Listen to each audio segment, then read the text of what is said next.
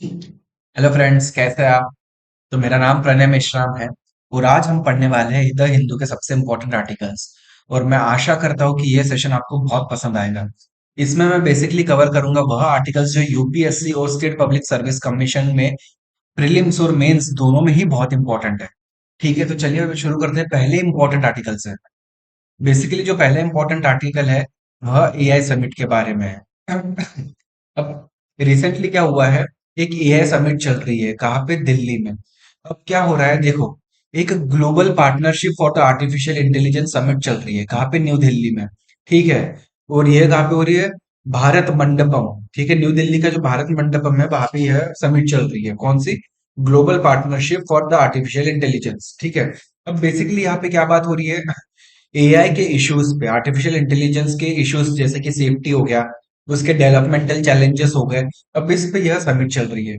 ठीक है। अब क्या है, जो ट्रस्ट है एआई पे, यह तभी बढ़ेगा जब उसके इथिकल इश्यूज है वह सॉल्व होंगे, जब उससे इकोनॉमिक और सोशल एस्पेक्ट है वह एड्रेस किए जाएंगे। ठीक है। अब यह बेसिकली जो है, यह 3 दिन का इवेंट है। इसमें जो है 29 कंट्रीज पार्टिसिपेट कर रही है, जो कि नॉर्थ अमेरिका से है, साउथ अमेरिका से, एशिया से है। ठीक है। पर आपको एक बात इंपॉर्टेंट याद रखनी है कि चाइना इस समिट का मेंबर नहीं है। चाइना इसका मेंबर नहीं है। ठीक है, किसका मेंबर नहीं है? जो ग्लोबल पार्टनरशिप है आर्टिफिशियल इंटेलिजेंस का, अब चाइना उसका मेंबर नहीं है। ठीक है। अब जो प्रीवियस समिट हुई थी वह ओसाका में हुई थी, जापान में। ठीक है। अब जो 2024 में क्या है, इंडिया इस global partnership for artificial intelligence को हेड करेगी। ठीक है। इसकी चेयर किसके पास है? अभी इंडिया के पास है। अब इसमें जो है प्राइम मिनिस्टर मोदी जी ने कुछ क्वेश्चंस उठाए हैं, जैसे कि क्या हम एक्स्टेब्लिश कर सकते हैं एक इंस्टीट्यूशनल मैकेनिज्म जो कि इंश्योर करे एम्प्लॉयमेंट रेजिलियंस को। ठीक है। अब देखो क्या होता है, एआई से ऐसी हो सकता है कि काफी ज्यादा अनएम्प्लॉयमेंट हो जाए, काफी ज्यादा लोगों के एम्प्लॉयमेंट चले जाए। तो क्या हम ऐसा कुछ मैकेनिज्म लेके आ सकते हैं जिससे कि एम्प्लॉयमेंट रिजिलियंस डेवलप हो? ठीक है। क्या हम ऐसे स्टैंडर्डाइज ग्लोबलाइज्ड ग्लोबल प्रैक्टिसेस लेके आ सकते हैं, जैसे कि हम एजुकेशन, ग्लोबल एआई एजुकेशन को हम लोगों के बच्चों के एजुकेशन करिकुलम में डाल दें? ठीक है। क्या हम ऐसे स्टैंडर्ड प्रैक्टिसेस ला सकते हैं जिसमें हम पीपल लोगों को प्रिपेयर करें आने वाले एआई, जो जो एआई वाला जो फ्यूचर है जो आने वाला है उसके लिए, क्या हम लोगों को प्रिपेयर कर सकते हैं? यह कुछ सारी चीजें हैं। प्राइम मिनिस्टर मोदी जी ने एक और एक चीज रेज की कि उन्होंने बोला कि जो भी एआई प्रोडक्ट्स है उसमें एक वाटर मार्किंग होनी चाहिए। अब वाटर मार्किंग बेसिकली क्या होती है? अब जैसे देखो क्या होता है, जैसे कि फॉर एग्जांपल आपने कई बार देखा होगा, कोई प्रोडक्ट है तो उसपे, जैसे फॉर एग्जांपल आईएसओ स्टैंडर्ड लग गया। आईएसओ स्टैंडर्ड क्या दिखाता है कि इसने क्वालिटी टेस्ट वगैरह वह पास की है। वह एक किस्म का वाटर मार्क है। वैसे ही जो जितने भी एआई प्रोडक्ट आप जो क्रिएट करोगे उसमें एक वाटर मार्क लगाओ, जिससे कि हमें पता चले कि ये एआई के द्वारा क्रिएटेड प्रोडक्ट है। ठीक है। अब यह क्यों जरूरी है? देखो क्या होता है, कई बार, अब जैसे आजकल क्या हो रहा है, डीप फेक हो रहा है। ठीक है। फेक सेलिब्रिटीज के इमेजेस बनाए जा रहे हैं, वीडियो बनाए जा रहे हैं, और इससे क्या होता है, सोसाइटी में काफी ज्यादा डिस्ट्रस्ट हो रहा है। ठीक है। और इससे इसको लड़ने के लिए बहुत जरूरी है कि water marking of the AI products होना जरूरी है, जिससे कि हम डिफरेंशिएट कर सकें। ठीक है। इसके अलावा क्या है, अब कई बार क्या होता है, कंपनीज भी जो है ना, जब एआई का इस्तेमाल करती है तो क्या होता है, वह फोटो रियलिस्टिक इमेजेस बना सकती है अपने एडवर्टाइजमेंट में और काफी ज्यादा बेनिफिट कर सकती है इससे, और उनका कॉस्ट भी काफी ज्यादा सेव हो जाएगा एआई टेक्नोलॉजी के इस्तेमाल से। ठीक है। इसके अलावा बहुत ज्यादा डेंजर है एआई के। क्या डेंजर है? टेररिस्ट इसका इस्तेमाल करते हैं। इसका इस्तेमाल हो सकता है आने वाले समय में करें। ठीक है। इसके इसके अलावा इसका एक पोटेंशियल है कि साइबर सिक्योरिटी को काफी ज्यादा थ्रेट पहुंचा सकता है ये। ठीक है। डाटा थेफ्ट हो सकता है इसमें बहुत ज्यादा। आपका पर्सनल इंफॉर्मेशन बोलो, इवन बायोमेट्रिक्स का भी को भी यह क्या कर सकता है, थेफ्ट हो सकता है। ठीक है। अब क्या है, इसलिए यह जरूरी है कि जो अल्गोरिदम्स है जो एआई के, उसकी विजिबिलिटी को बढ़ाया जाए। ठीक है। बहुत ट्रांसपेरेंट होने चाहिए, ताकि क्या होगा, जितना ज्यादा ट्रांसपेरेंसी होगी उतना ज्यादा क्या होगा, ट्रस्ट बढ़ेगा इन सारी चीजों पे। ठीक है। अब यह कुछ इश्यूज रेज किए गए हैं इस एआई समिट पे। एआई यानी क्या होता है? Artificial intelligence. इसमें बेसिकली क्या होता है, machine learning, big data analysis जैसे चीजों का इस्तेमाल होता है। कंप्यूटर प्रोग्रामिंग होती है, अल्गोरिदम होते हैं, जो क्या करता है, जो यूजर होते हैं उसके बिहेवियर से, उसके डाटा इनपुट से जो कंप्यूटर सिस्टम है वह कंटिन्यूअसली सीखता रहता है, इंप्रूव करता है, और डिसीजन मेकिंग अपनी इंप्रूव करता रहता है। बेसिकली वह होता है आर्टिफिशियल इंटेलिजेंस। ठीक है। अब इसके अलावा और एक इंपॉर्टेंट आर्टिकल है ये।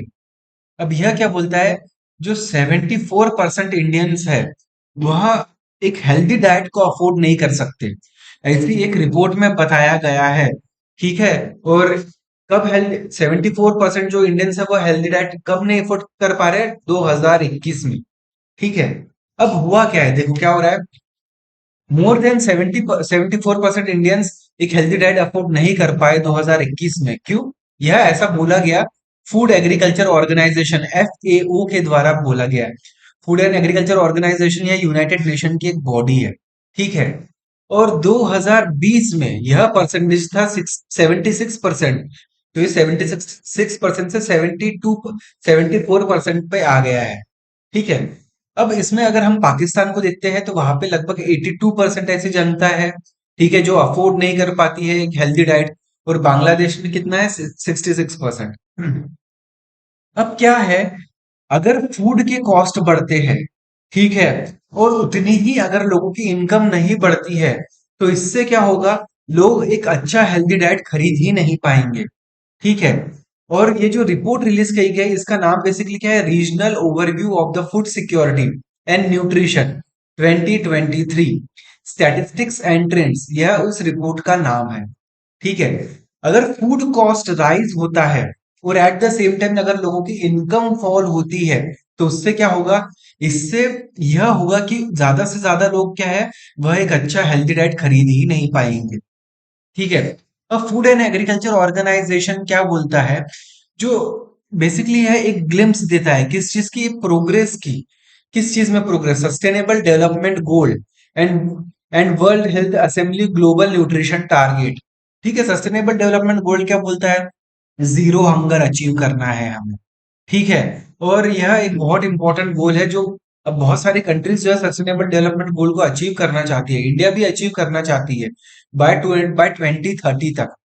ठीक है। उसमें क्या है, हंगर को रिड्यूस करना, जीरो हंगर पे लेके आना, यह बहुत इंपॉर्टेंट सस्टेनेबल गोल है। ठीक है। अब क्या है, पेंडेमिक के दौरान क्या होता है, देखो, पेंडेमिक और जो 5F क्राइसिस है, अब 5F क्राइसिस क्या है? फूड हो गया, फ्यूल हो गया, फर्टिलाइजर हो गया, फाइनेंस हो गया, और फीड हो गया। ठीक है। अब क्या होता है, दिक्कत क्या होती है, फूड में इन्फ्लेशन आ रहा है, फूड फ्यूल फर्टिलाइजर के बहुत ज्यादा प्राइसेस बढ़ रहे हैं। ठीक है। लोगों की इनकम नहीं बढ़ रही है। इसके अलावा पेंडेमिक भी आ गया था, लोगों के जॉब्स चले गए थे। सॉरी। अब इन सारी चीजों की वजह से क्या हुआ है, बहुत ज्यादा न्यूट्रिशन में दिक्कत आई है। ठीक है। नाउ, अब जो लेटेस्ट स्टैटिस्टिक्स इंडिकेट करता है कि क्या 370 मिलियन पीपल जो है वह अंडर नरिश पीपल है। ठीक है। और वह कंटिन्यूली रिप्रेजेंट करते हैं half of the global total. ठीक है। इतने ज्यादा लोग क्या है, अभी अंडर नरिश्ड है, कहाँ पे? इंडिया में। ओके। जो एशिया पैसिफिक का जो रीजन है, वहां पे nearly half of the world क्या है, जो एशिया पैसिफिक का रीजन है वहां पे nearly half of the world food crisis हो गया है। ठीक है। फूड सिक्योरिटी है। और इसमें सबसे ज्यादा रिसीविंग एंड पे कौन है, सबसे ज्यादा कौन इफेक्ट हो रही है? वुमेन। ठीक है। और उनपे सबसे ज्यादा फूड इनसिक्योरिटी है वुमेन में। और इसमें क्या क्या हो रहा है, स्टंटिंग जैसे प्रॉब्लम हो रहे हैं, वेस्टिंग हो रहा है। ठीक है। ओवरवेट हो रहा है among the children under 5 years of age. ठीक है। और इसके अलावा क्या हो रहा है, वुमेन में एनीमिया हो रहा है, एनीमिया यानी खून की कमी हो गया। ठीक है। स्टंटिंग बोले तो आपकी एज के हिसाब से आपकी हाइट नहीं बढ़ रही है। वेस्टिंग बोले तो आपकी हाइट के हिसाब से आपका वेट नहीं है। ठीक है। ये होता है वेस्टिंग, ये होता है स्टंटिंग। और एनीमिया क्या होता है वो भी मैंने आपको बता दिया। अब 16% जो पॉपुलेशन है वह अंडर नरिश्ड है।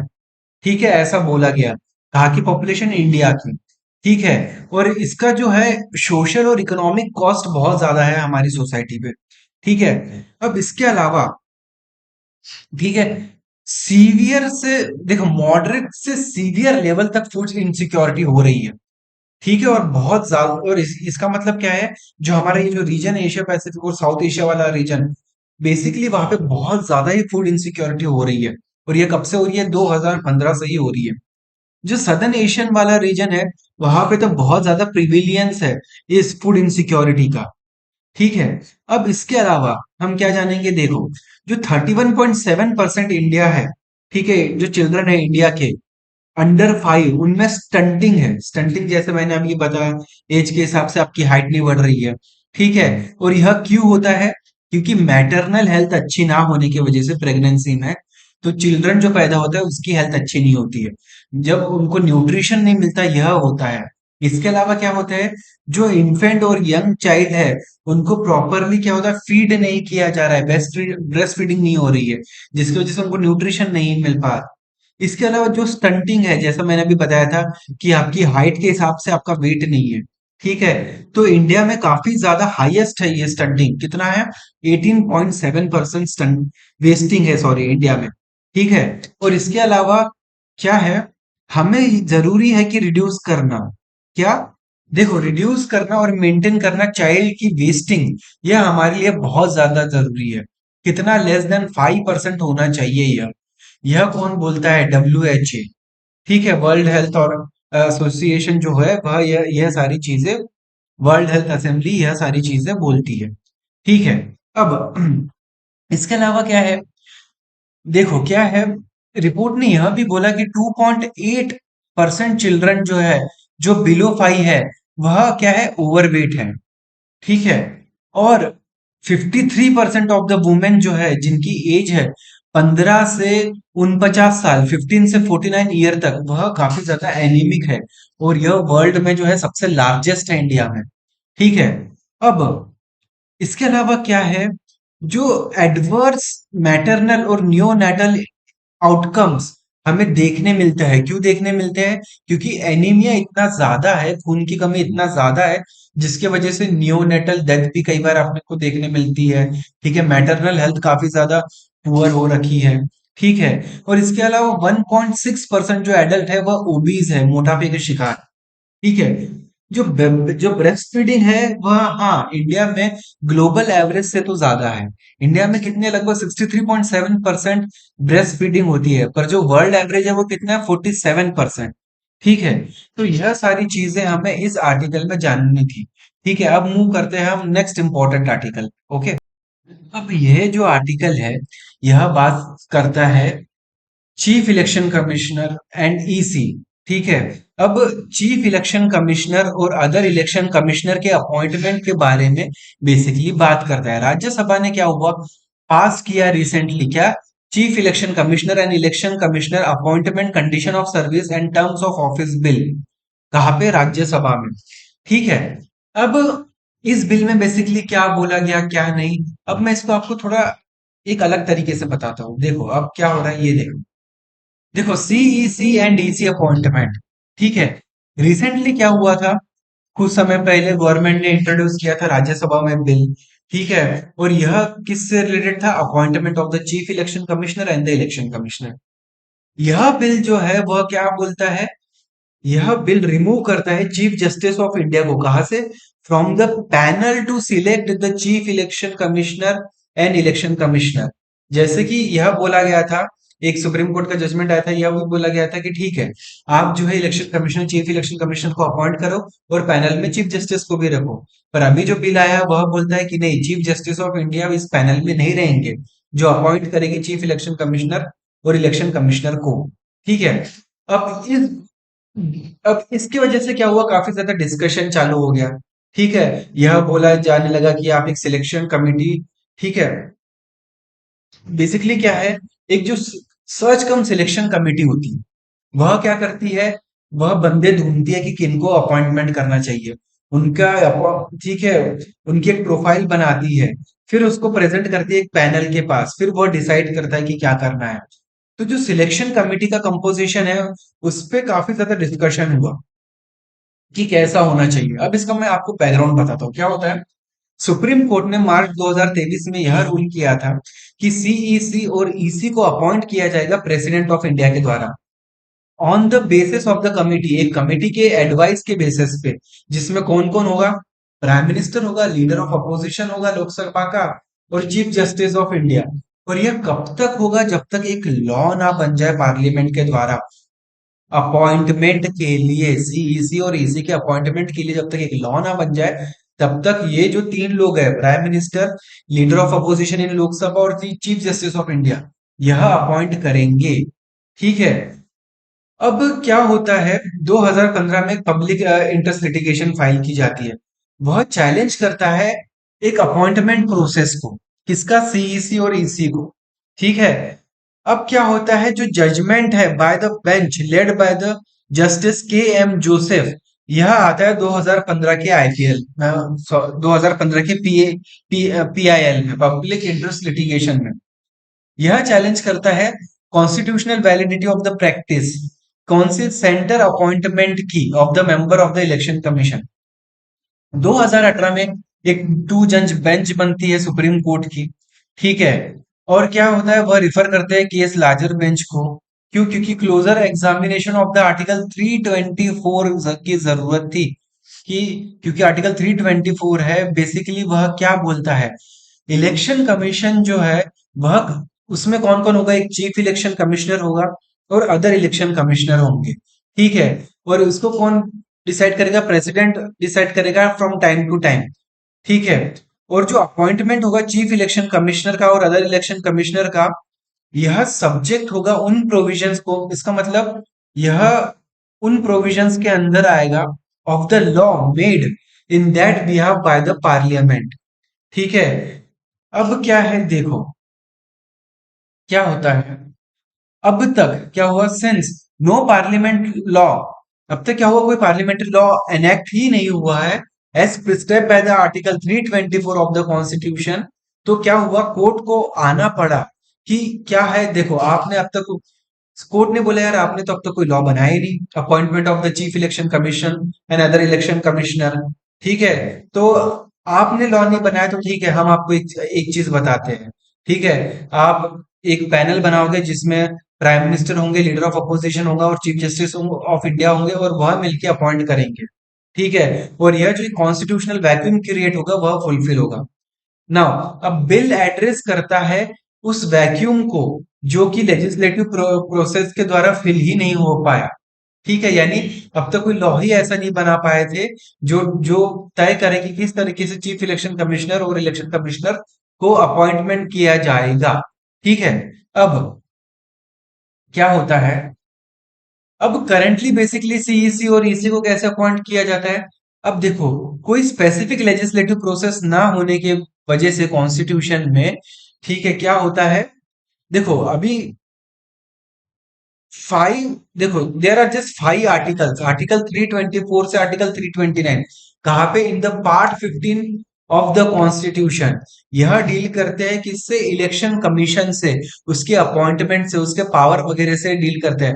पर अब तक कोई ऐसा लॉ ही नहीं है कि किस तरीके से हम उनको अपॉइंट करेंगे। ठीक है।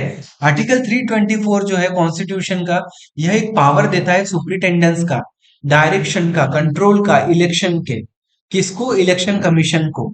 अब इसमें कौन कौन होता है, सीईसी और ईसी। और यह डिटरमाइन कौन करता है, प्रेसिडेंट डिटरमाइन करता है फ्रॉम टाइम टू टाइम। ठीक है। अब सुप्रीम कोर्ट रूलिंग आती है मार्च 2023 में। ठीक है। और यह बोलती है कि सीईसी और ईसी वह अपॉइंट किए जाएंगे प्रेसिडेंट के द्वारा on the recommendation of the government. अब जो बिल लेके आया गया है उसके क्या फीचर है। अब उस बिल में बोला है जो कंपोजिशन होगा सिलेक्शन कमेटी का, इसमें क्या होगा, प्राइम मिनिस्टर होंगे as a chairperson, leader of opposition होगा लोकसभा के। ठीक है। इसके अलावा अगर लीडर ऑफ अपोजिशन लोकसभा का रिकॉग्नाइज नहीं है, then the leader of the single largest opposition party होगी। ठीक है। उसके अलावा एक यूनियन कैबिनेट मिनिस्टर होगा जिसको प्राइम मिनिस्टर अपॉइंट करेगा, नॉमिनेट करेगा। तो इन शॉर्ट कौन कौन, प्राइम मिनिस्टर होंगे इसके चेयरपर्सन, लीडर ऑफ अपोजिशन होंगे लोकसभा में, और इसके अलावा यूनियन कैबिनेट मिनिस्टर, यानी जो चीफ जस्टिस ऑफ इंडिया भी इसके जो मेंबर होंगे, ऐसा बोला गया सुप्रीम कोर्ट के जजमेंट में पहले, जब तक एक फॉर्मल अरेंजमेंट ना हो जाए तो उस प्रोविजन को हटा दिया गया। ठीक है। अब एक सर्च कमेटी होगी, वह प्रिपेयर करेगी एक पैनल ऑफ 5 पर्सन जो कंसिडर करेंगे position of the CEC and EC. अब जो कमेटी होंगी उसको हेड कौन करेगा? चीफ कैबिनेट सेक्रेटरी को। और इसमें कौन होंगे? और दो बंदे होंगे जिनका रैंक जो है सेक्रेटरी से नीचे नहीं होगा। ठीक है। और यह सारी चीजें बेसिकली इंपॉर्टेंट है। ठीक है। अब प्रीवियस एक्ट भी जो था बेसिकली इलेक्शन कमीशन एक्ट 1991, अब उसको रिप्लेस की कर दिया जाएगा। ठीक है। अब जो सैलरी जो है इलेक्शन कमिश्नर्स की, वह इक्वल होगी सुप्रीम कोर्ट के जज के सैलरी के इतनी। ठीक है। इसके अलावा जो सैलरी होंगी, अलाउंस होंगे, सर्विस कंडीशंस जो होंगी, वो चीफ इलेक्शन कमिश्नर और इलेक्शन कमिश्नर की वह कितनी होगी? Same as that of the cabinet secretary. ठीक है। अब यह सारी चीजें हैं। ठीक है। इसके अलावा बिल यह भी एक प्रोविजन करता है, जो बिजनेस होगा इलेक्शन कमीशन का, वह इस तरीके से होना चाहिए, सॉरी, वेन एवर पॉसिबल, कि यूनानिमस तरीके से होना चाहिए। और अगर डिफरेंसेस ऑफ ओपिनियन होते हैं कभी, तो मेजोरिटी से डिसीजन लेना चाहिए। ठीक है। यह सारी चीजें इस बेसिकली आर्टिकल में बोली गई। ठीक है। Now election commission of India क्यों बनाई गई थी? Free and fair election conduct कराने के लिए। ठीक है। अब इलेक्शन कमीशन में होता है चीफ इलेक्शन कमिश्नर, जो कि चेयरमैन होता है इलेक्शन कमीशन का, और अदर इलेक्शन कमिश्नर्स होते हैं। ठीक है। और जो नंबर ऑफ इलेक्शन कमिश्नर्स होते हैं, अब कितने होंगे वह प्रेसिडेंट डिसाइड करता है। ठीक है। अब इसका मेन काम क्या है? Free and fair election conduct करवाना। ठीक है। अब इसके अलावा जो मॉडल कोड ऑफ कंडक्ट है, वह देखना कि मॉडल कोड ऑफ कंडक्ट का पालन होना चाहिए, एक क्योंकि एक लेवल प्लेइंग फील्ड होनी चाहिए इलेक्शन के दौरान। ठीक है। इसके अलावा जो पॉलिटिकल पार्टीज है, उनके रोल क्या कैसे होना चाहिए? ठीक है। जैसे कि इलेक्शन कमिश्नर उनको ग्रांट करता है, पॉलिटिकल पार्टीज को सिंबल ग्रांट करता है। ठीक है। उनको रिकॉग्नाइज करता है। ठीक है। और इसके अलावा यह इलेक्शन कमीशन एक्ट करता है एज अ कोर्ट, क्यों? To settle the dispute related to the granting recognition to the political party. ठीक है। And allotment of the election symbol to them, यानी कभी भी अगर कोई डिस्प्यूट हो जाए पार्टी में कि इलेक्शन सिंबल किसका होगा या पार्टी का नाम किसका होगा, तब इलेक्शन कमीशन उस डिस्प्यूट को हैंडल करेगी और वह एज अ कोर्ट एक्ट करती है। ठीक है। अब यह सारी चीजें होगी, और यह आपको मैटर देखने भी मिलता है अभी जो शिवसेना वाला इशू हुआ था, कि शिवसेना का जो नाम है वह कौन से फैक्शन के पास जाएगा, सिंबल किसके पास जाएगा। यह आपको पता भी होगा कि रिसेंट पास में ये काफी ज्यादा इशू चल रहा था। ठीक है।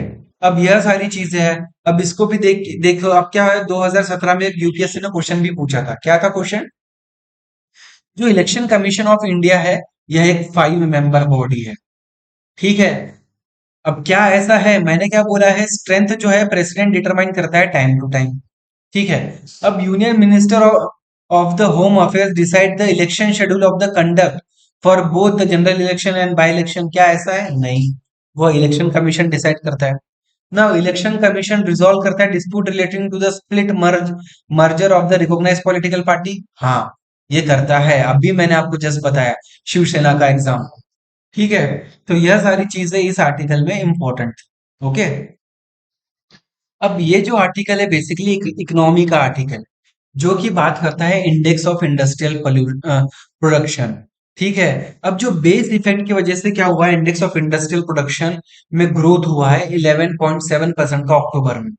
तो बेसिकली आपको इस आर्टिकल में जानना है कि इंडेक्स ऑफ इंडस्ट्रियल प्रोडक्शन क्या होता है। देखो, अब जो इंडेक्स ऑफ इंडस्ट्रियल प्रोडक्शन है बेसिकली क्या है, यह मेजर करता है चेंज को किसमें? In the volume of the production of the industrial product during a given period. इसका मतलब क्या हुआ है कि बेसिकली इंडस्ट्रियल, जो इंडेक्स ऑफ इंडस्ट्रियल प्रोडक्शन देखता है कि पिछले मंथ के मुकाबले इस महीने जो वॉल्यूम ऑफ प्रोडक्शन कितना चेंज आया है, क्या वो बढ़ा है, क्या वो कम हुआ है, इस चीज को industrial index of industrial production measure करता है। ठीक है। इसको कंपाइल किया जाता है और पब्लिश किया जाता है मंथली बेसिस पे। कौन करता है इसको? National statistics office. ठीक है, नेशनल स्टैटिस्टिकल ऑफिस को। और ये किसके अंदर आती है? Ministry of statics and programme implementation. अब इसमें क्या होता है? इसमें कुछ ब्रॉड सेक्टर्स होते हैं, जैसे कि माइनिंग हो गया, मैन्युफैक्चरिंग हो गया, इलेक्ट्रिसिटी हो गया। और इसके अलावा कुछ यूज बेस्ड सेक्टर्स होते हैं, जैसे कि कैपिटल गुड्स हो गया, इंटरमीडिएट गुड्स हो गए, बेसिक गुड्स हो गए। बेसिकली इन चीजों को मेजर किया जाता है। ठीक है। यह मेजर करता है ग्रोथ रेट इंडस्ट्री का। ठीक है। अब सिग्निफिकेंस क्या है इसका? देखो, गवर्नमेंट एजेंसी इसको यूज करती है। कौन सी? मिनिस्ट्री ऑफ फाइनेंस की, रिजर्व बैंक ऑफ इंडिया की, एक्सेट्रा। क्यों? पॉलिसी मेकिंग पर्पस के लिए। ठीक है, गवर्नमेंट एजेंसी इसका इस्तेमाल करती है। ठीक है। इसके अलावा यह एक बहुत ज्यादा रिलेवेंट है।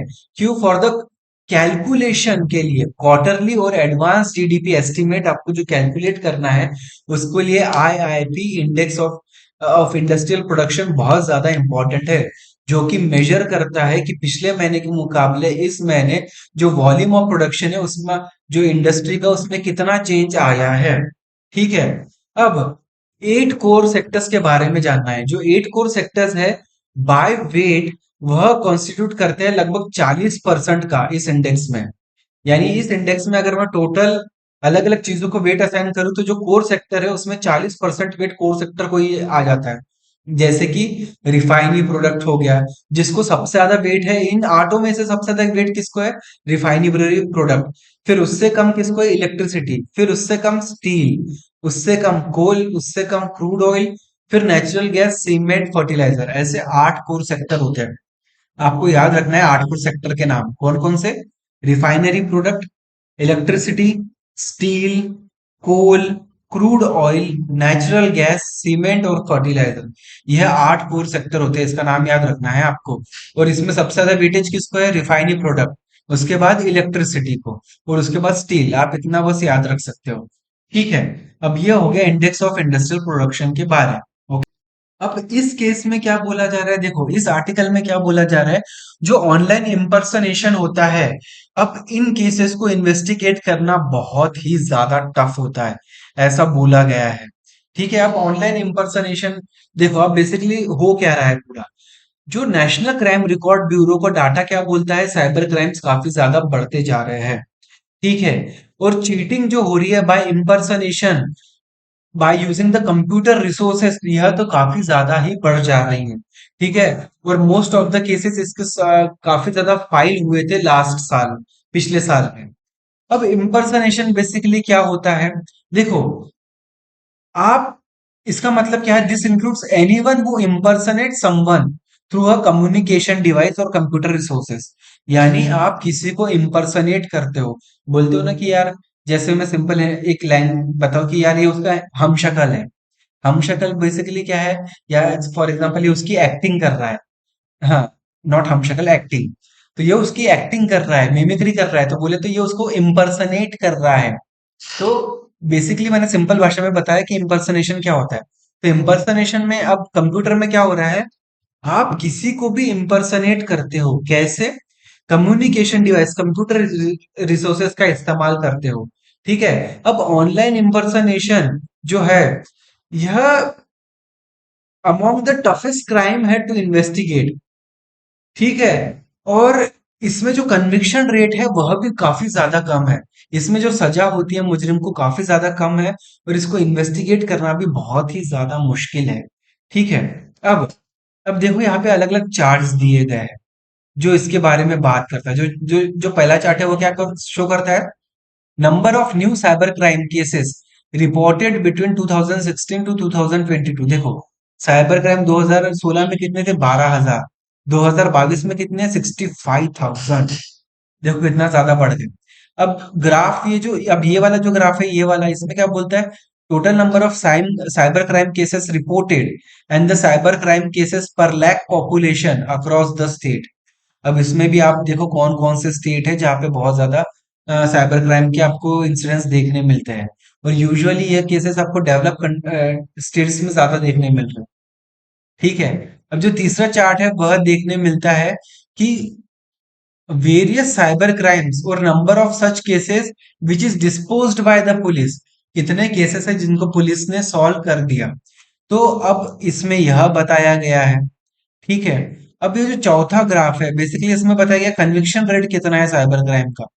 ठीक है। और कितने केसेस है जिसमें जो ट्रायल है वह कंप्लीट हो चुकी है। तो यह कुछ चीजें हैं जो अब ग्राफ के वाइज अब दिया है। अब इसको हम पढ़ेंगे कि यार इसका मतलब क्या है ना।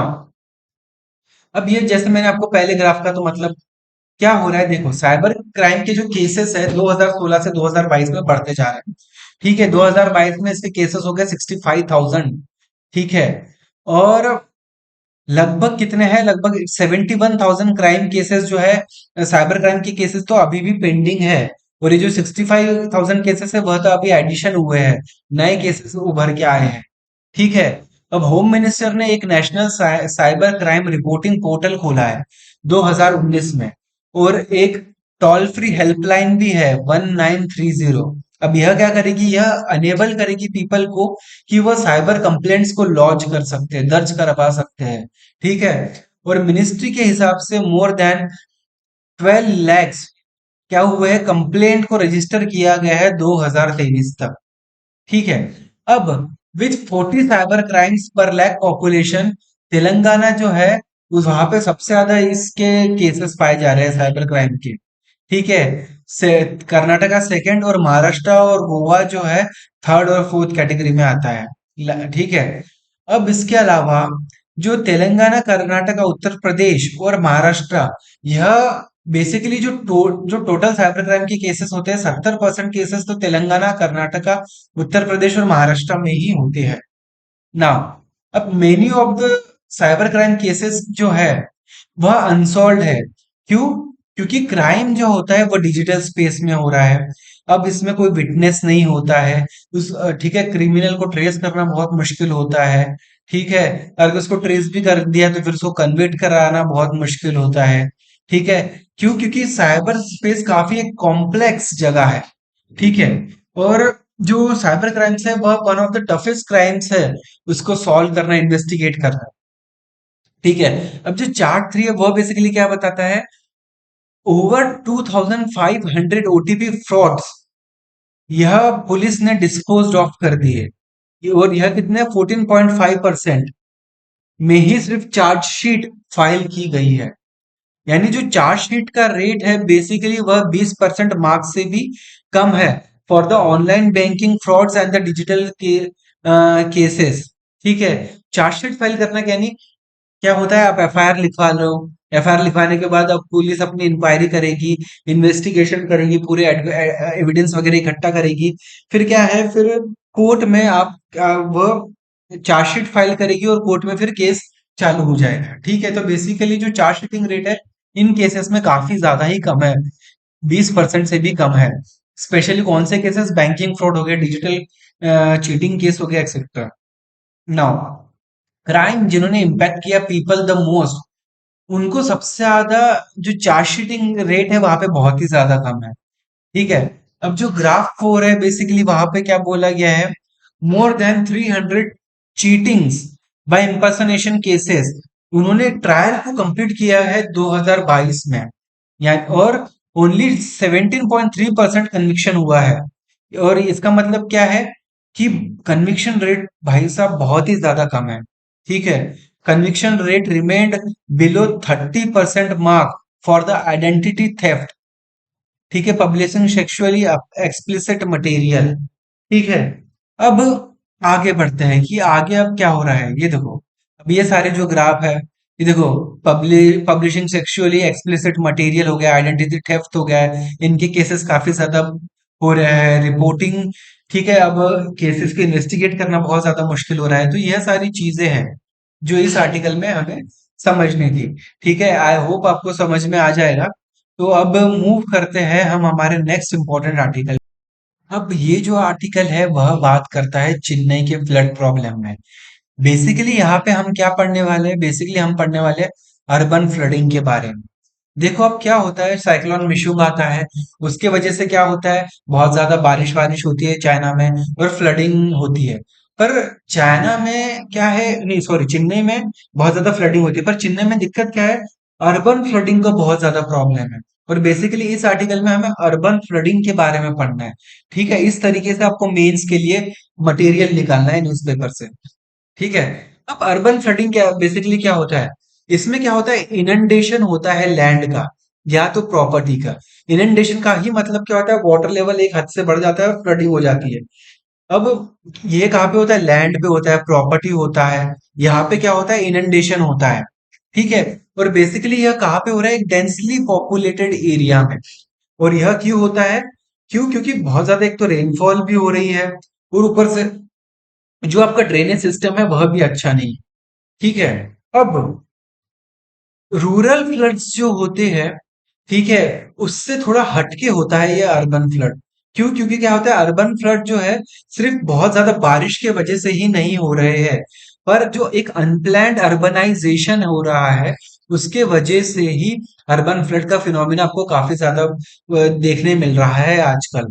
ठीक है। अब इसमें क्या हो रहा है, देखो, एनक्रोचमेंट हो रहा है ड्रेनेज चैनल में। अब यानी इसका मतलब क्या है, लैंड के प्राइसेस बढ़ रहे हैं, पर क्या हो रहा है, जो अवेलेबिलिटी ऑफ लैंड है वो भी कम है, लैंड के प्राइसेस बढ़ रहे हैं। ठीक है। और नए डेवलपमेंट्स, क्या हो रहा है, नया डेवलपमेंट की जरूरत है। ठीक है। पर लैंड कम है। और तो इसके चलते क्या होता है, जो लो लाइन एरियाज होते हैं सिटीज के, वहां पे ये डेवलपमेंट प्रोजेक्ट चलाए जाते हैं। और क्या होता है, जो लेक्स हो गए आपके, जो वेटलैंड्स हो गए, जो रिवर बेड्स हो गए, वहां पे एनक्रोचमेंट होता है, वहां पे धीरे धीरे आपका जो इंफ्रास्ट्रक्चर है फैलता जा रहा है। कौन कौन से एरिया पे, रिवर बेड वाले एरिया, वेटलैंड, लेक वाला एरिया, वहां पे एनक्रोचमेंट बढ़ते जा रहा है। अब आइडियली क्या होता है, जो नेचुरल ड्रेन्स होते हैं उनको वाइडन करना जरूरी है, ताकि जब स्टॉर्म्स वगैरह आए, फ्लड वगैरह आए, वाटर लेवल बढ़े, तो फ्लडिंग जैसे सिचुएशन ना आए। पर कॉन्ट्ररी क्या हो रहा है, एनक्रोचमेंट जो है वह काफी ज्यादा बढ़ रहा है। ठीक है। वो जो ड्रेन्स है आप उनको वाइडन नहीं कर रहे। ठीक है। जिसकी वजह से जो नेचुरल ड्रेन्स है उनकी कैपेसिटी काफी ज्यादा कम हो रही है। अब क्लाइमेट चेंज की वजह से क्या, क्लाइमेट चेंज की वजह से भी क्या होगा, frequency of the short duration heavy rainfall बहुत ज्यादा बढ़ गई है।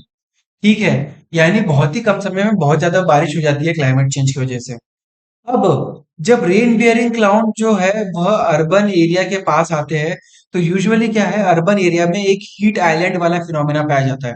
यानी क्या है, यहाँ पे बहुत ज्यादा कंक्रीट वगैरह का कंस्ट्रक्शन हो रखा है। तो क्या होता है, जो अर्बन एरिया है काफी ज्यादा हीट को ट्रैप करता है, पोल्यूशन ज्यादा है, हीट ट्रैप करता है। तो एक वह एज अ हीट आइलैंड बन जाता है।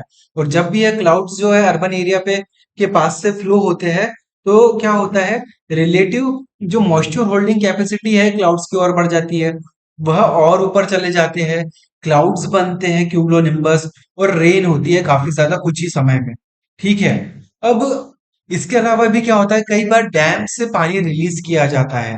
ठीक है। और इसके वजह से भी क्या होता है, फ्लड होता है, जैसे कि चेन्नई फ्लड 2015, इसमें क्या हुआ, वाटर को रिलीज किया गया था चिंबारा बक्कम लेक से। ठीक है। अब इसके बाद जुलाई 2023 की जो फ्लड थी दिल्ली में, अब इसमें क्या हुआ था, हथनीकुंड बैरेज से जो है वाटर को डिस्चार्ज किया गया था। यह कहाँ पे, यमुना रिवर। इसके अलावा क्या हो रहा है, देखो, इलीगल माइनिंग हो रही है। किसकी, रेत की। रेत यानी आपको पता ही होगा, रेत। तो इलीगल माइनिंग हो रही है रिवर सैंड की, जिसकी वजह से क्या, जो जो रिवर का जो बेड होता है एक, ठीक है, वह डिप्लीट होते जा रहा है धीरे धीरे। ठीक है। इसके अलावा क्या होता है, अब यह सॉइल इरोजन हो रहा है। ठीक है। वाटर रिटेंशन कैपेसिटी जो है वाटर बॉडी की, वह क्या हो रही है, कम हो रही है। जिसकी वजह से जो, जब बारिश में पानी आता है वह बहुत कम स्पीड में, बहुत कम समय में बहुत ज्यादा स्पीड से फ्लो कर जाता है। ठीक है। अब इससे क्या होता है, लॉस ऑफ लाइफ होता है, प्रॉपर्टी होता है। ठीक है। इकोलॉजिकल इन्वायरमेंटल अफेक्ट होता है। ठीक है।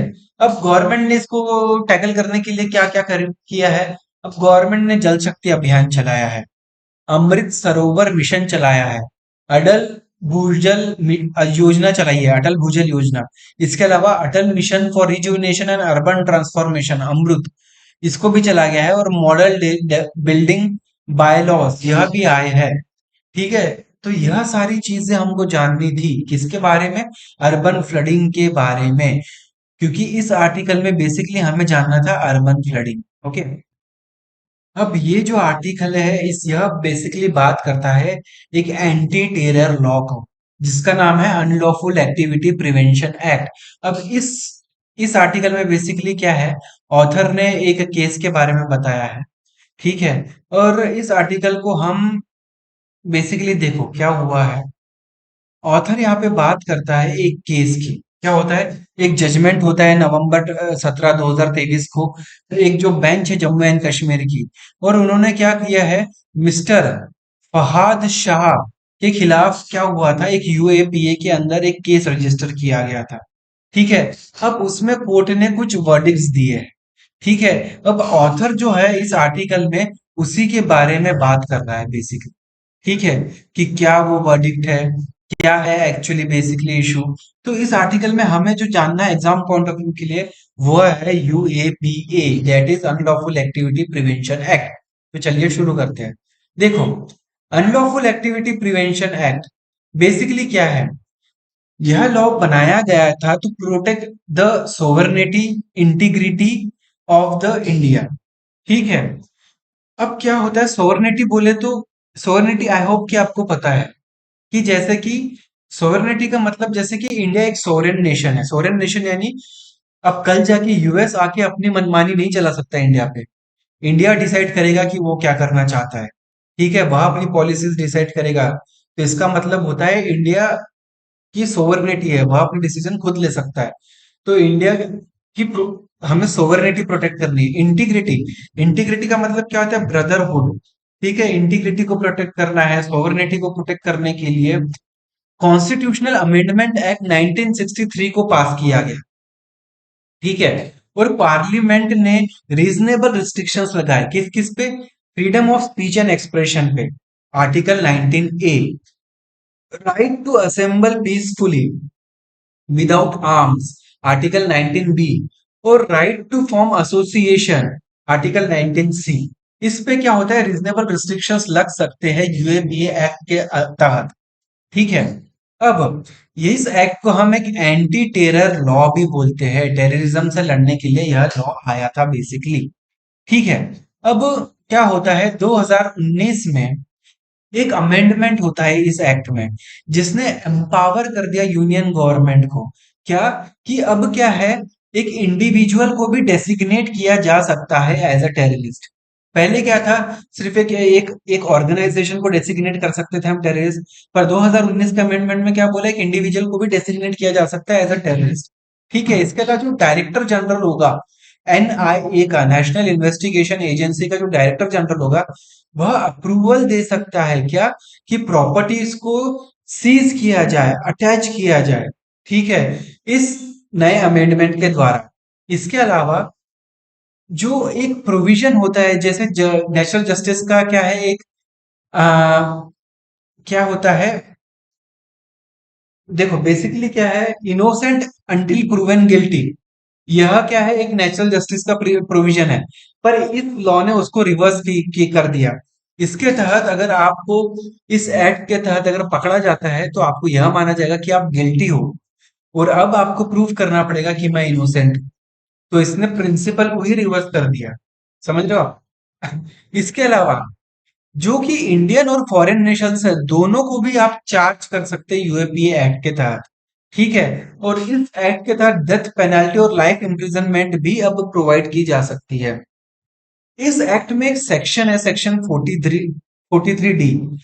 अब यह क्या बात करता है, पुलिस जो है वह डिटेन कर सकती है किसी भी एक्यूज को पुलिस कस्टडी में 30 दिनों के लिए, और जुडिशियल कस्टडी में 180 दिनों के लिए, यानी 6 महीने के लिए, बिना किसी चार्जशीट के। यानी जो सेक्शन 43 डी है, यह क्या बोलता है, कि बिना किसी चार्जशीट के भी आपको पुलिस कस्टडी में रखा जा सकता है 30 दिन के लिए, और जुडिशियल कस्टडी में 180 दिन के लिए आपको रखा जा सकता है।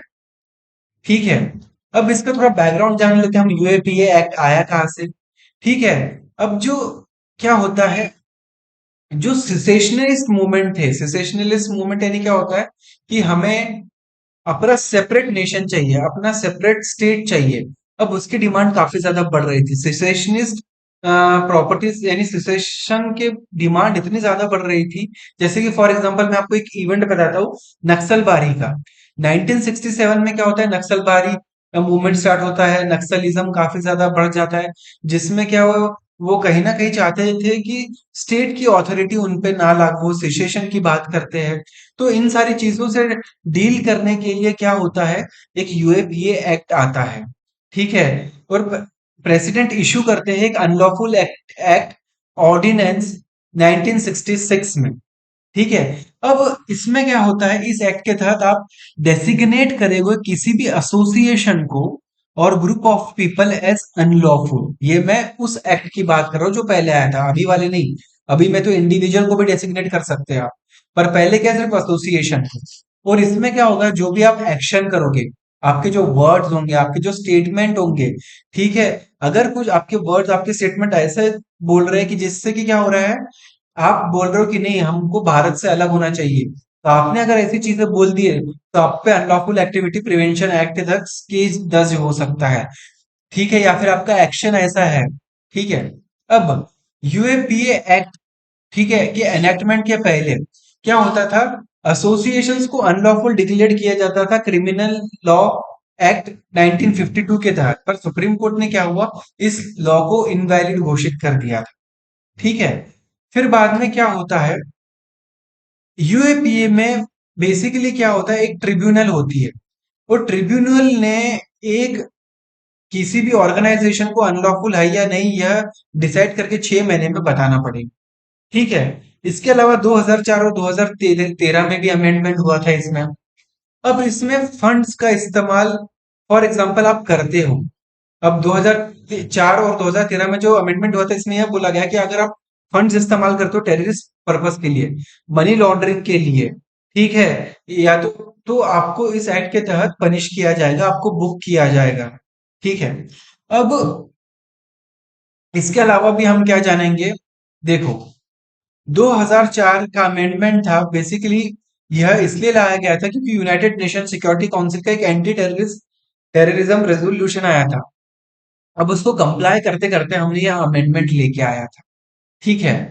अब इसके अलावा, अब यह एक्ट किस किस को लागू होता है, citizen of India, irrespective of where the crime is committed, भले ही कहीं पे भी क्राइम कमिटेड हो, यह लागू होगा सिटीजन ऑफ इंडिया पे। ठीक है। इसके अलावा जो जो भी लोग सर्विस पे है गवर्नमेंट की, उन पे यह एक्ट लागू होगा। इसके अलावा किस पे लागू होगा, अगर आप शिप या एयरक्राफ्ट पे हो जो रजिस्टर्ड है इंडिया में, भले वो कहीं पे भी बना हो, तो वहां पे भी यह एक्ट लागू होगा। ठीक है। अब यह सारी चीजें बेसिकली हमें इस आर्टिकल में जाननी थी। ठीक है। अब बेसिकली क्या है, सेंट्रल गवर्नमेंट जो है किसी भी ऑर्गेनाइजेशन को एक इस एक्ट में ला सकता है और अनलॉफुल डिक्लेयर कर सकता है। इसके अलावा सेंट्रल गवर्नमेंट उसको रिमूव भी कर सकता है। ठीक है। अब अब हम क्या है, एक ऑर्गेनाइजेशन को हम बोल सकते हो टेररिज्म में इन्वॉल्व है, अगर वो पार्टिसिपेट करती है टेररिज्म में, अगर वो प्रमोट करती है टेररिज्म को, या तो अगर वो खुद इन्वॉल्व इन्वॉल्व है किसी भी रूप से टेररिज्म में। ठीक है। अब ट्रिब्यूनल जो है यूएपीए एक्ट के अंदर क्या है, जब कोई नोटिफिकेशन डिक्लेयर करती है किसी भी एसोसिएशन को अनलॉफुल, तो सेंट्रल गवर्नमेंट ने विद इन 30 दिन के अंदर, 30 डेज के अंदर एक नोटिफिकेशन को रिफर करना पड़ेगा ट्रिब्यूनल को। और वह ट्रिब्यूनल जो है डिसाइड करेगी कि फिर कोई जो ऑर्गेनाइजेशन है वह अनलॉफुल है या नहीं। ठीक है। सेंट्रल गवर्नमेंट अपॉइंट करेगी इस ट्रिब्यूनल को। बेसिकली जो अपॉइंटमेंट जो है, इसमें क्या होगा, जो पर्सन होंगे वह जज होंगे हाई कोर्ट के। ठीक है। जो ट्रिब्यूनल बनाई जाएंगी जो यूएपीए केसेस से रिलेटेड केसेस को देखेगी। ठीक है। और जब यह ट्रिब्यूनल के पास जो अथॉरिटी होगी, वह एक सिविल कोर्ट के जैसे ही होगी, under the code of civil procedure 1908। ठीक है। अब यह सारी चीजें थी जो इम्पोर्टेंट थी। अब बेसिकली मैं आपको कुछ चैलेंजेस भी बताता हूँ यूएपीए में। क्या होता है, इसको फॉर्मुलेट किया गया था क्यों? क्योंकि हमें अपने नेशन की सिक्योरिटी को बढ़ाना है। ठीक है, सॉवरेनिटी, यूनिटी, इंटीग्रिटी को इंटैक्ट करना है। पर आजकल कई बार हम देखते हैं कि इसका इस्तेमाल होता है क्यों?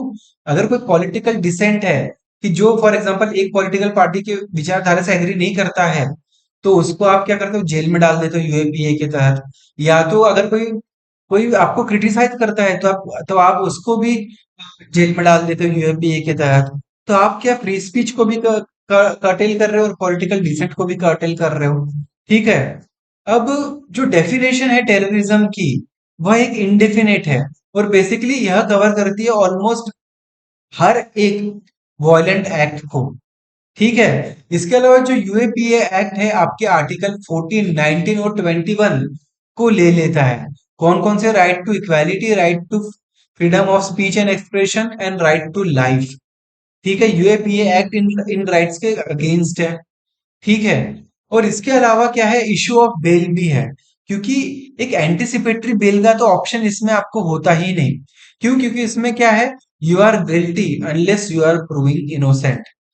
और सबसे बड़ा प्रॉब्लम है, आप केसेस तो बहुत रजिस्टर कर रहे हो यूपीए पे, पर कन्विक्शन रेट कितना है? हार्डली 2% का कन्विक्शन रेट है।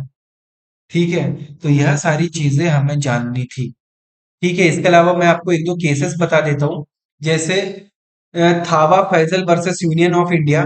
उसमें सुप्रीम कोर्ट ने बोला कि आप कोई भी वेग एलिगेशन नहीं लगा सकते कि एक बंदा कॉन्स्पिरेसी कर रहा है based on his general behaviour, या फिर उसके पास से कोई मटेरियल आपको पाया गया, तो ये इनफ नहीं है ये बताने के लिए कि वह टेररिस्ट है।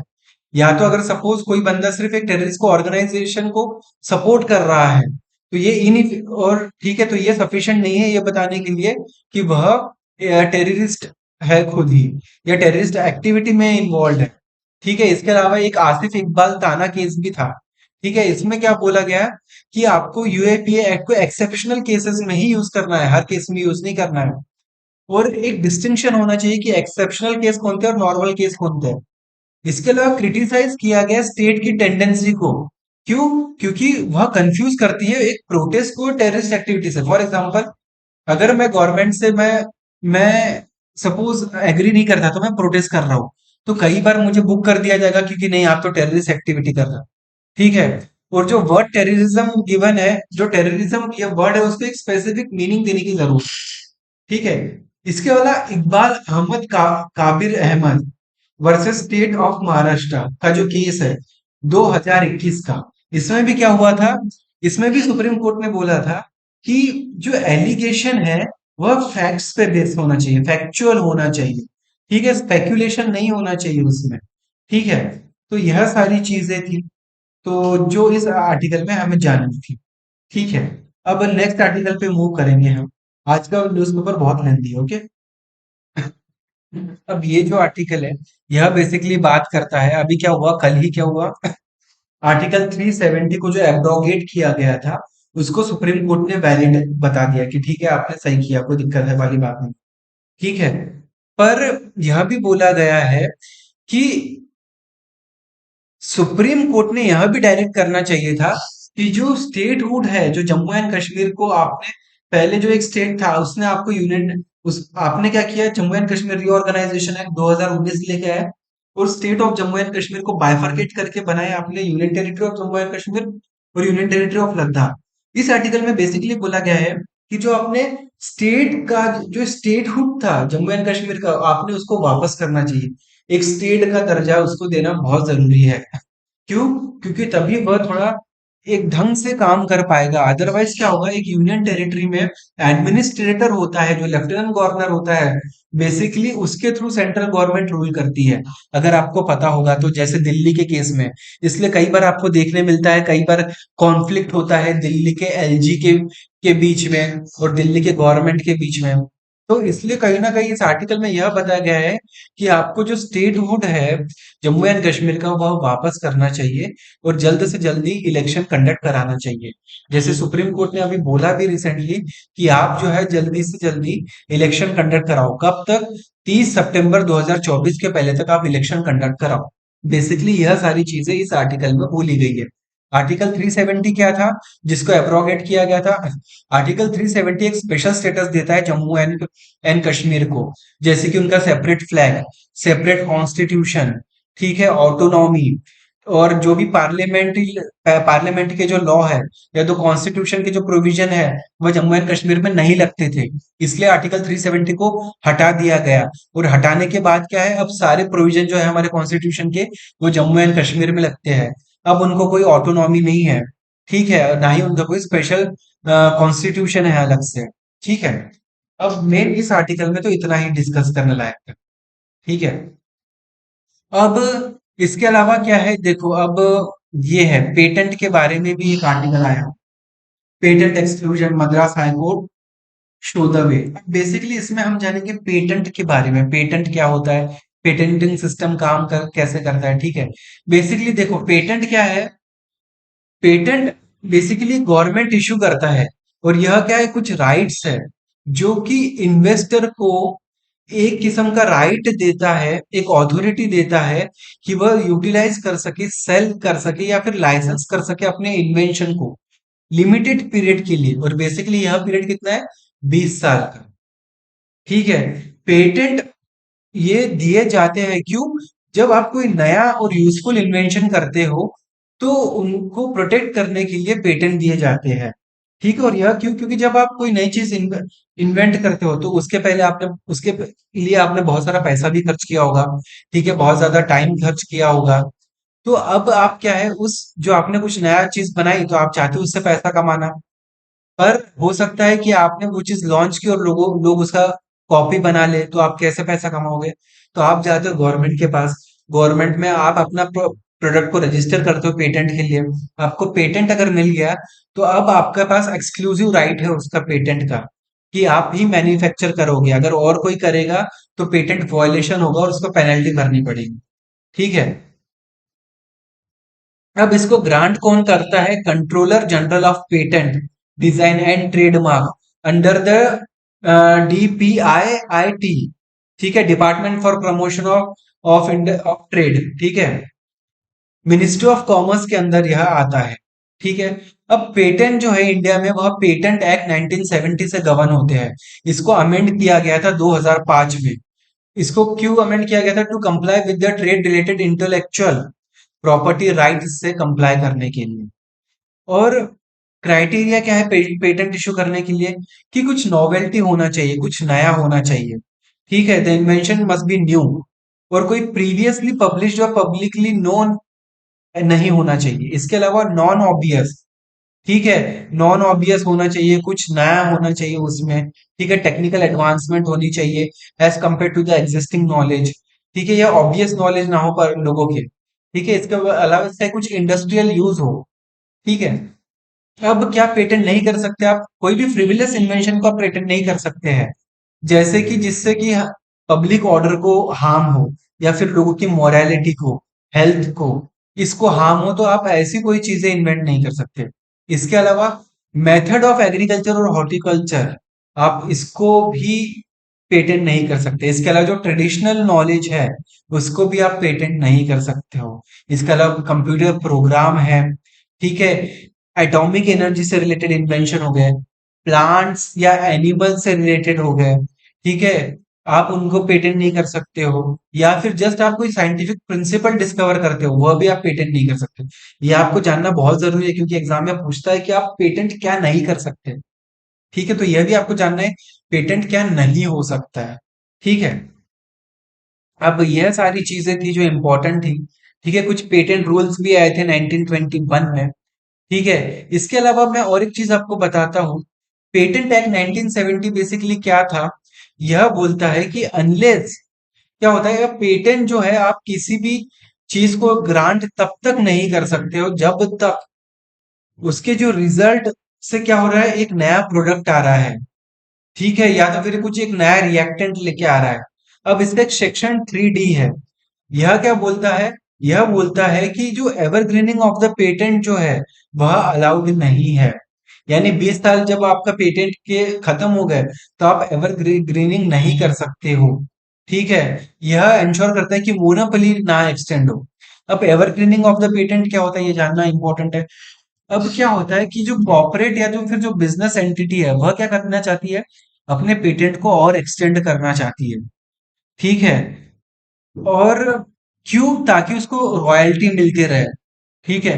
अब जो सेक्शन 3D है इंडियन पिनल एक्ट का, इंडियन पेटेंट एक्ट 1970 का, वह अलाउ नहीं करता है नए पेटेंट को। ठीक है। वह अलाउ नहीं करता है पेटेंट को आप दो जस्ट बिकॉज, क्योंकि इन्वेंशन में क्या हुआ है, आपने एक नोन सब्सटेंसेस को लेके आया, unless it differs significantly in properties with regard to the efficacy. For example, देखो, अब क्या हुआ है, आप चाहते हो एवरग्रीनिंग ऑफ पेटेंट करना, आप चाहते हो गवर्नमेंट के पास कि नहीं, हम भी थोड़ा कुछ इसमें चेंजेस लेके आए हैं। तो जैसे कि एक मेडिसिन है, तो इसमें मैंने थोड़ा चेंजेस लेके आया, तो आप मुझे पेटेंट दे दो। पर फिर गवर्नमेंट क्या बोलेगी, ठीक है आपने चेंजेस लेके आए, पर क्या इससे कुछ नई थेरापेटिक वैल्यू आई है, क्या इससे ट्रीटमेंट की वैल्यू बहुत ज्यादा बढ़ चुकी है? अगर हाँ तो ठीक है, अगर नहीं बढ़ी है तो हम आपको पेटेंट नहीं देंगे। तो इस चीज को बोला जाता है एवरग्रीनिंग ऑफ द पेटेंट। ठीक है। इसके अलावा और एक चीज होती है कंपलसरी लाइसेंसिंग, और इसी में एक जो केस था एवरग्रीनिंग ऑफ पेटेंट में, Novartis versus union of India. ठीक है। उसमें जो नोवार्टिस का क्लेम था उसको रिजेक्ट कर दिया गया था, जो एवरग्रीनिंग ऑफ पेटेंट की बात कर रहा। अब कंपलसरी लाइसेंसिंग क्या होता है, गवर्नमेंट जो है वह परमिशन दे सकती है एंटिटीज को कि वो मैन्युफैक्चर करे, यूज करे, इंपोर्ट करे, सेल करे एक पेटेंटेड इन्वेंशन को, बिना किसी पेटेंट ओनर के कंसेंट के। ठीक है। और यह क्यों परमिट किया जाता है, यह देखो, अगर कोई इमरजेंसी आ गई, नेशनल इमरजेंसी, या फिर ऐसे कोई सर्कमस्टेंसेस जो जो बहुत जरूरी अभी है कि अब बनाना है। ठीक है। या तो फिर एंटी कॉम्पिटिटिव प्रैक्टिसेस हो रही, एंटी कॉम्पिटिटिव प्रैक्टिसेस हो रही है। ठीक है। तो अब हमको उसको रोकना है।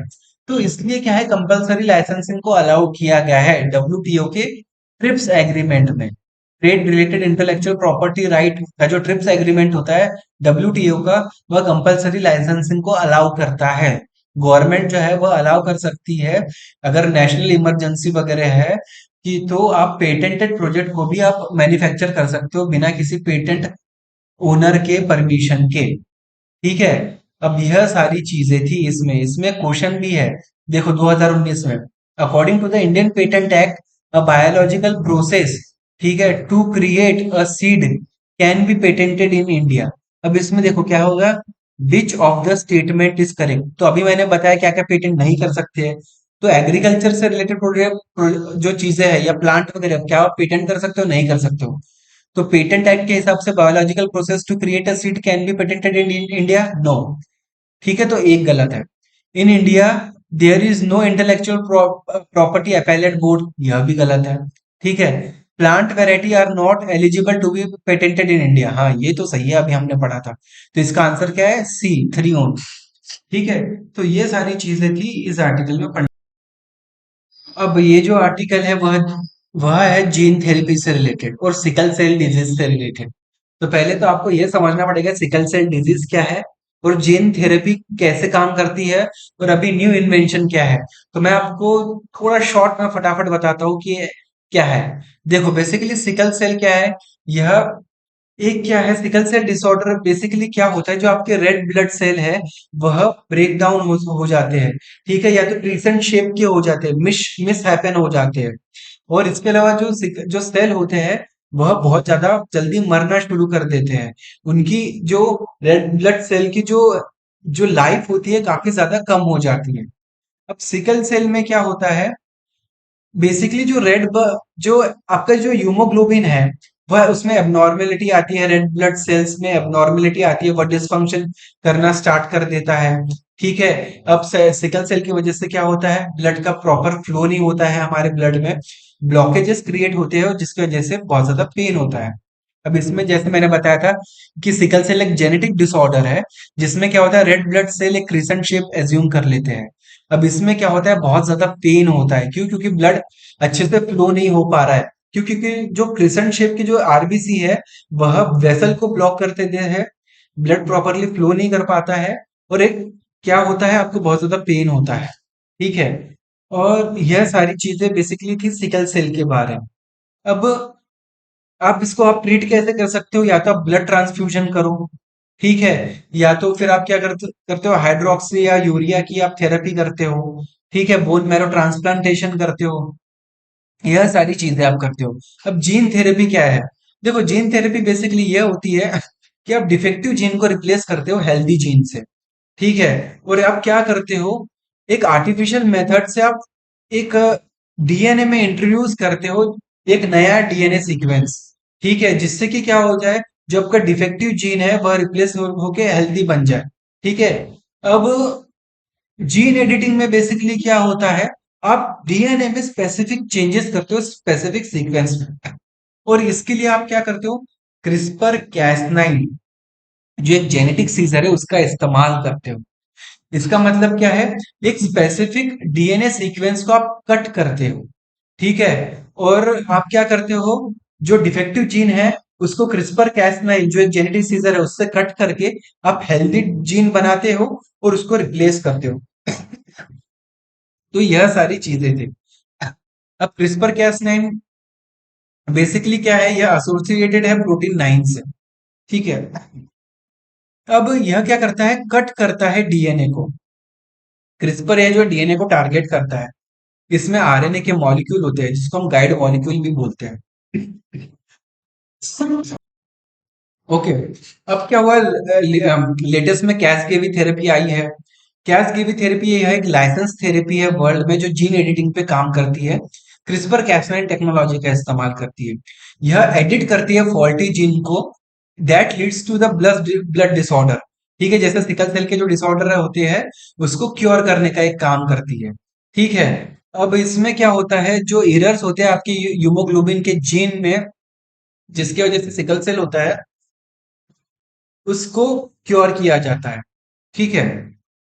अब यह सारी बेसिकली चीजें थी, मैंने एक डिटेल पे इस पे एक लेक्चर भी बनाया है, sickle cell gene therapy, DNA editing क्या होती है, जीन एडिटिंग थेरेपी क्या होती है। आप इस आर्टिकल को समझने के लिए उस आर्टिकल पे एक बार जा सकते हो। स्टिल मैं इस आर्टिकल में आपको और थोड़ा बताता हूँ। देखो क्या होता है, यह जो थेरेपी है कैसगेवी थेरेपी, यह जो पेशेंट है उसका खुद के ब्लड के स्टेम्स का इस्तेमाल, स्टेम सेल का इस्तेमाल करती है। यानी क्या हो रहा है, पेशेंट के जो ब्लड के स्टेम सेल्स है उसका इस्तेमाल करता है, ठीक है, और इसको क्रिस्पर कैस9 टेक्नोलॉजी का इस्तेमाल करके जीन एडिटिंग होती है, ठीक है। अब यह जो थेरेपी होती है यह टारगेट करती है एक जीन को जिसका नाम क्या है, BCL डबल 11 BCL11A। बेसिकली इस जीन को टारगेट किया जाता है, और इसी जीन को टारगेट क्यों किया जाता है, क्योंकि ये क्रूशल होता है स्विच करने के लिए फ्रॉम फीटल से एडल्ट हीमोग्लोबिन। फीटल यानी जब कोई एक बच्चा पेट में होता है तो फीटल, और एडल्ट, तो स्विच करने के लिए फ्रॉम फीटल से एडल्ट ह्यूमोग्लोबिन BCL11A इस जीन को टारगेट किया जाता है, ठीक है। अब यह थेरेपी यूज करते हैं हमारे बॉडी मैकेनिज्म को प्रोड्यूस करने के लिए एक फीटल ह्यूमोग्लोबिन, ठीक है। और इस फीटल ह्यूमोग्लोबिन के प्रोडक्शन के लिए इस थेरेपी का बेसिकली यूज किया जाता है, ज्यादा से ज्यादा यह फीटल ह्यूमोग्लोबिन ताकि क्रिएट हो, और क्या हो, जो सिम्टम्स है जो सिकल सेल के वह कम से कम होते जाए, और एक जो पेशेंट है इससे क्योर कर जाए इस डिजीज से। बेसिकली यह सारे इस आर्टिकल में मेंशन है बातें, ओके। तो ये सारी चीजें इंपॉर्टेंट थी आज के लिए। आई होप आज आपको आज का सेशन पसंद आया होगा। मैंने हर टॉपिक पे एक डिटेल वीडियो भी बनाया है, तो अगर आपको इस टॉपिक में ना समझ में आया तो आप मुझे कमेंट करो, मैं आपको डिटेल में और अलग से टॉपिक में हर एक आपको एक्सप्लेन करूंगा, okay. Thank you, have a nice day.